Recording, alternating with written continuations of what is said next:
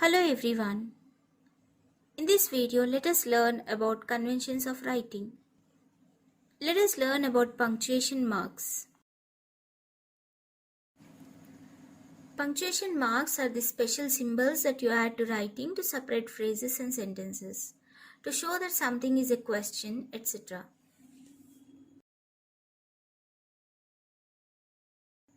The full stop. A full stop is a dot that comes at the end of an assertive or imperative sentence. It is to mark the longest pause. Example: God is great. Birds fly in the air. Take this medicine twice daily. In these three sentences, if you notice carefully, full stop is marked at the end of the sentence.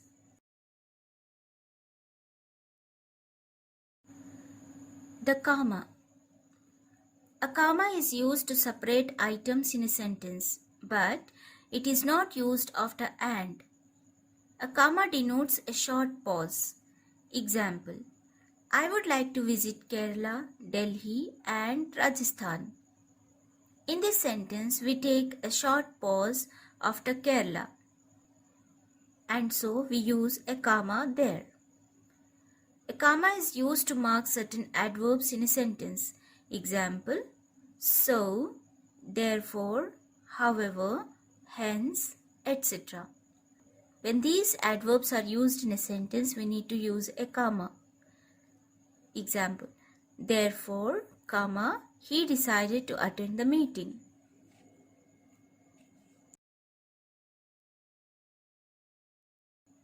Comma is used to mark off an address. Example: Dear friends, Your Majesty. Here, we can understand that whenever we address somebody, immediately after the salutation or the addressing, we have to use a comma. A comma is used after the words yes, no, well, etc. if they are at the beginning of a sentence. Example: Yes, I have attended the class. Well, I shall do the experiment. If you could notice, these two sentences begin with yes and well, and so we have used a comma after it.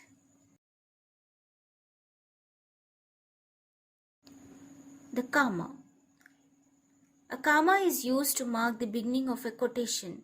Example: My mother asked me, "What are you doing?" He said, "I will help you." So in these two sentences, we can see a comma is added in the beginning of a quotation mark.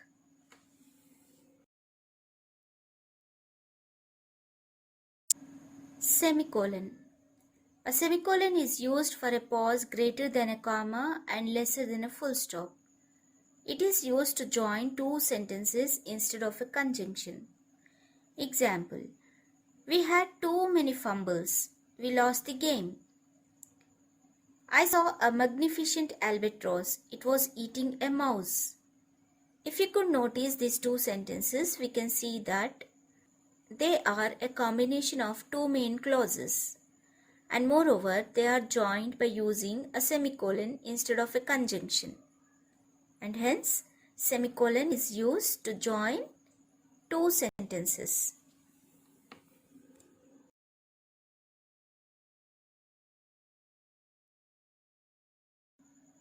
Colon. The colon too denotes a pause shorter than the full stop and longer than the semicolon. It is used for explanations. Example: The world is a stage. Play your role well.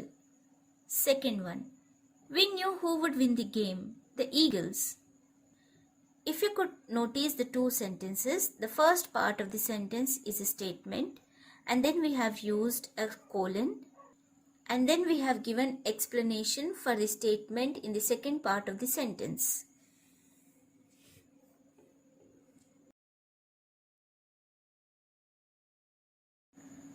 Exclamation mark.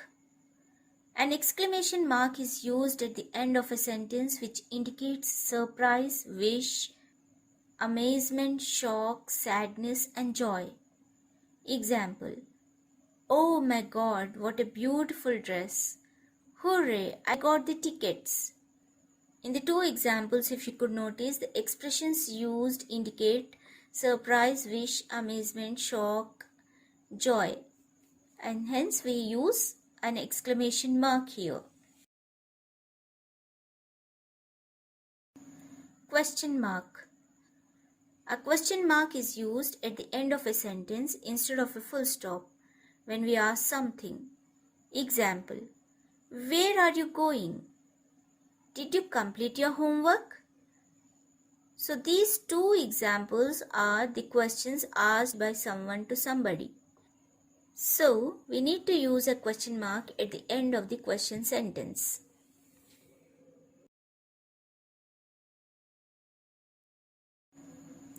Inverted commas. Inverted commas are used to show the exact words of the speaker. Example: he said, I can lift the box. I am going to Delhi today, said Renu. In the first sentence, I can lift the box are the exact words told by the speaker, and hence we have to keep them in inverted commas. In the second sentence, I am going to Delhi today are the exact words spoken by Renu, and hence we have to keep them in inverted commas.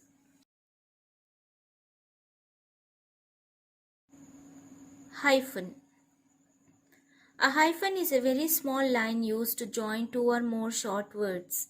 Example: her mother-in-law is very strict. In this sentence, the word mother-in-law is made of three words.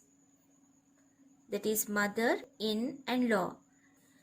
But if we combine these three words, mother, in and law with a hyphen, it gives altogether a different meaning. Hyphens are commonly used in compound adjectives. Example: she is a blue-eyed child. In this sentence, blue-eyed is a compound adjective and hence it is combined with a hyphen.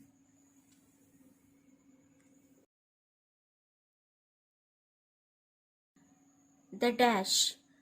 A dash is a short line which is bigger than the hyphen. It is used to mark a sudden change of thought. Example: he is afraid of two things, spiders and cockroaches. All the students of the class passed the exam. Everyone. In these two sentences, we can see that there is a sudden change in the thought and hence we are separating that sudden change with the help of a dash.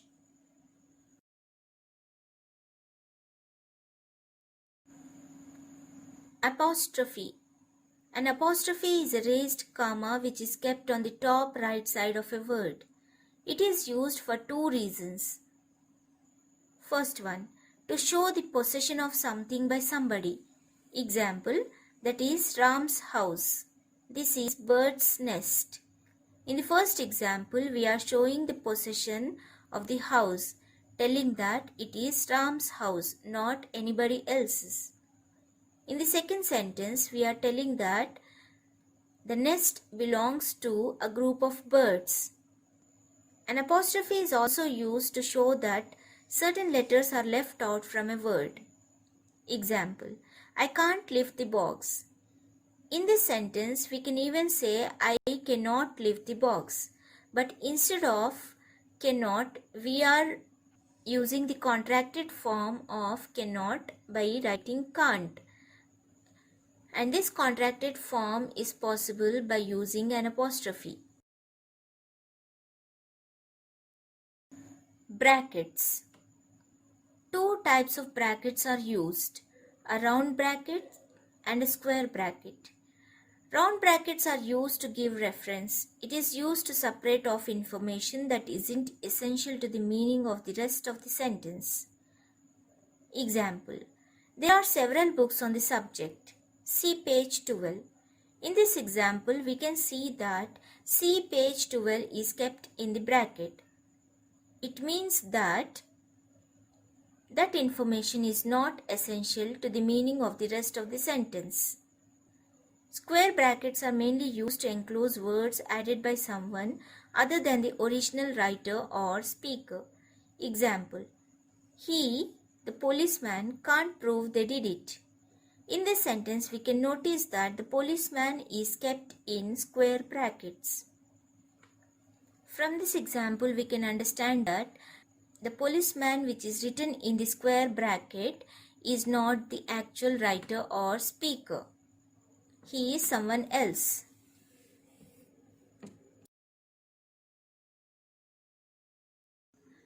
I hope you have understood the usage of the punctuation marks.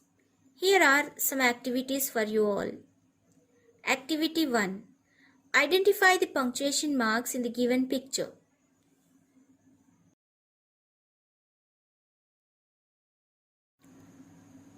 Activity 2. Here is a punctuation face. Look at the face carefully and identify punctuation marks.